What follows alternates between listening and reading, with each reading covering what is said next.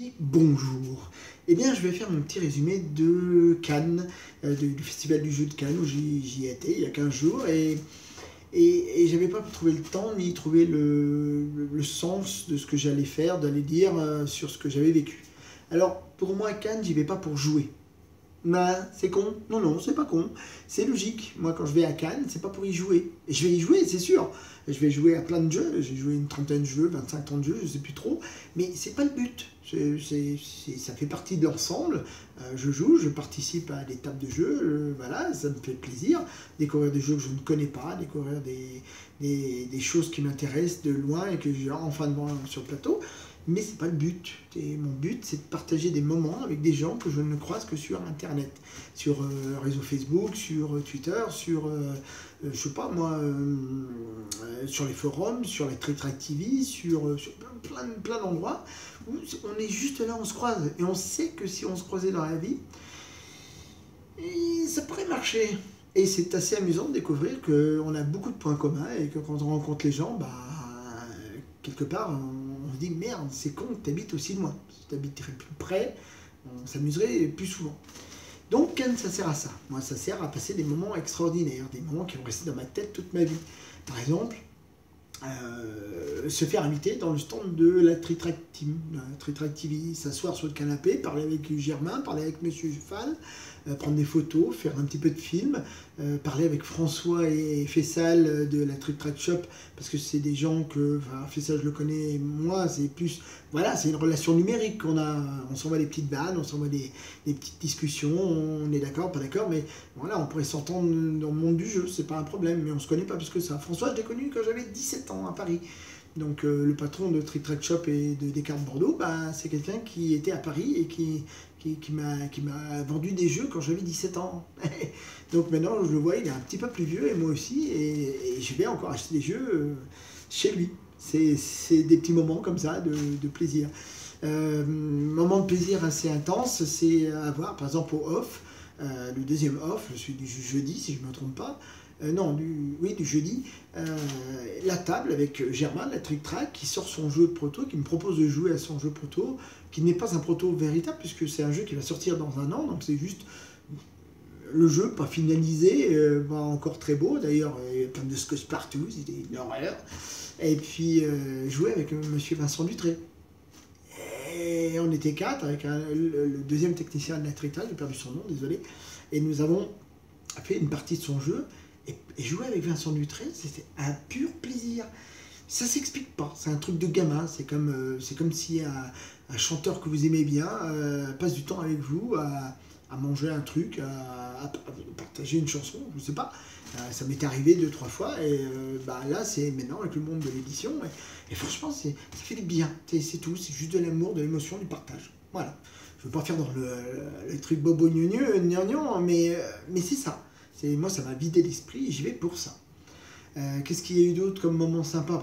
Par exemple, essayer les prototypes de Bruno Catala. Pour moi, c'est un auteur de référence. Il y a des gens qui l'aiment pas, il y a des gens qui l'aiment. Moi, je le mets un petit peu au-dessus des autres parce qu'il n'a pas simplement une production de dingue. Je sais pas comment il fait parce que c'est un truc de fou. C'est son boulot, d'accord, mais il en sort des trucs, quoi. Et des fois, c'est super génial. Puis des fois, bon, voilà, ça fait partie des hauts et des bas d'un auteur, d'un créateur. Je ne suis pas parfait dans ma cuisine, hein. Des fois c'est comme ça, des fois c'est comme ça, voilà. On est tous pareils, mais on est dans une progression toujours, on est toujours à peu près stable, toujours à peu près, on ne fait pas de la merde, puis après un truc bien, non, c'est toujours un peu comme ça, et la vie normale, quoi, d'un créateur, d'un auteur, et puis de quelqu'un qui réfléchit au monde ludique, et puis pourquoi il fait des jeux, c'est juste ma façon de voir les choses aussi, donc ça rentre dans ma philosophie de la vie et du jeu et de ma passion pour la cuisine, donc c'est un ensemble de tout ça qui fait que quand je suis à la table de Bruno Catala qui m'explique un jeu, bah, je suis heureux comme un gamin de 15 ans. Tout simplement parce que j'aurais voulu avoir ces jeux quand j'avais 15-17 ans, quoi, la période la plus intéressante où on a plus de temps, on peut s'amuser. Bon, maintenant j'en ai 50, mais j'ai pas perdu ça, c'est resté dans ma tête, j'ai envie de le faire.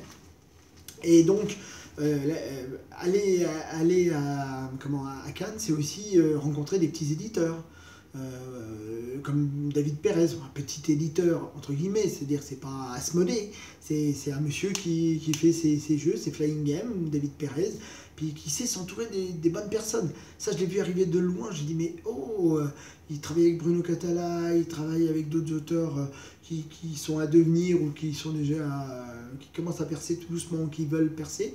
Et puis aussi, il s'accroche à des gens comme par exemple l'illustratrice Camille Chaussy. J'ai aussi un petit moment de plaisir à partager avec elle, de nous faire des dessins, des dédicaces. Elle a beaucoup de talent. J'espère la voir dans d'autres boîtes et c'est prévu pour. Donc voilà, Bruno Catala, Camille Chaussy, David Pérez, ensemble. Ben, moi, j'ai une table de gens que j'aime beaucoup. Donc Cannes pour moi, c'est ça. Après, je pourrais parler de tous les jeux que j'ai faits. J'en parlerai plus tard parce qu'il y a des jeux que j'ai ramenés, bon, très très peu. Mais et puis parler, je sais pas, des prototypes que j'ai vus. Bon, j'en ai vu beaucoup de Bruno Catala. Il m'a même montré un truc que j'ai pas le droit de parler. Et qu'il a proposé une maison d'édition très connue, qui serait une suite d'un jeu vachement ancien. J'en ai pas parlé. J'ai rien dit. Mais ça serait, franchement, si ce jeu se fait, ça serait bien. J'aimerais bien essayer. Abyss Pocket. Merci Bruno pour m'avoir autorisé le print and play et que je pourrai présenter à Montron-les-Bains dimanche prochain. Pour ceux qui veulent venir, il y a à Montron-les-Bains, il va y avoir un festival du jeu et je ramènerai Abyss Pocket prototype et qui fonctionne super bien. Je en reparlerai dans une autre vidéo. Enfin, en gros, voilà. Le festival de Cannes, c'était un super moment, autant au off, autant à l'intérieur, le brouhaha, l'émulsion permanente, le concours de Seven Wonders, mon premier concours, que je rate la table finale à 1 millimètre du bord de la table, quoi. Mais c'est pas grave, c'était un beau monde de plaisir, découvrir des jeux, j'aurais jamais pensé jouer à des jeux de figurines sur des tables géantes, de Command and Color, qui est un Mémoire 44, mais version napoléonienne. C'est juste... si ça pouvait sortir un jour, ça. Non, faut pas que ça sorte, sinon j'ai plus de place, moi. Mais ça fait partie des moments forts pour moi. Wargames, c'est le jeu de rôle, c'est mes bases de jeu quand j'avais 12 ans, 15 ans. Donc après, le jeu de plateau est arrivé par la force des choses, mais jouer à des Wargames Infinity sur un petit plateau super bien foutu, avec des gens passionnés, c'est pas tous les jours qu'on croise ça. Et après, il y a tout le reste, c'est-à-dire la soirée de remise de prix, super génial quand Fall et Marcus font la carioca sur la scène, qui est la scène d'origine du film de La Cité de la Peur. Et là, Marcus qui fait la trompette, Fall qui danse, c'est improvisé un peu à l'arrache, mais ça m'a fait du bien, c'était du pur plaisir, et je ne regrette pas y être allé. Après, ça c'est un peu, comment dirais-je, on s'est endormi, parce que quand les gens remercient même jusqu'au balayeur de leur maison d'édition, c'est très très long, il faudrait peut-être penser un petit peu à changer tout ça. Bon, c'est très compliqué, je comprends parfaitement que tout le monde que ces gens-là ont envie de dire merci à tout le monde, mais il faudrait peut-être trouver une solution pour raccourcir, leur expliquer que ça pourrait être plus rapide. Et puis pour finir, les Québécois qui font un clip de Philippe Catherine sur J'adore, et c'était juste un bon moment de plaisir. On est content d'être resté jusqu'à la fin. Voilà, à part ça, il faisait beau, et puis je parlerai des jeux que j'ai ramenés, des petits goodies que j'ai ramenés, et puis des suppléments que j'ai ramenés dans d'autres vidéos, parce que là c'est déjà beaucoup trop long. Par contre, ça je vous le dis, Abyss Pocket, ça c'est un futur hit, ça va être une petite boîte, on va dire grande comme ça, voilà, une petite boîte en métal de chez Bombix, vous voyez, comme ils ont su faire sur d'autres jeux, et un paquet de cartes, quelques jetons, c'est tout, c'est simple, c'est efficace, c'est fluide, ça joue en 30 minutes sur un coin de train, j'en parlerai plus tard.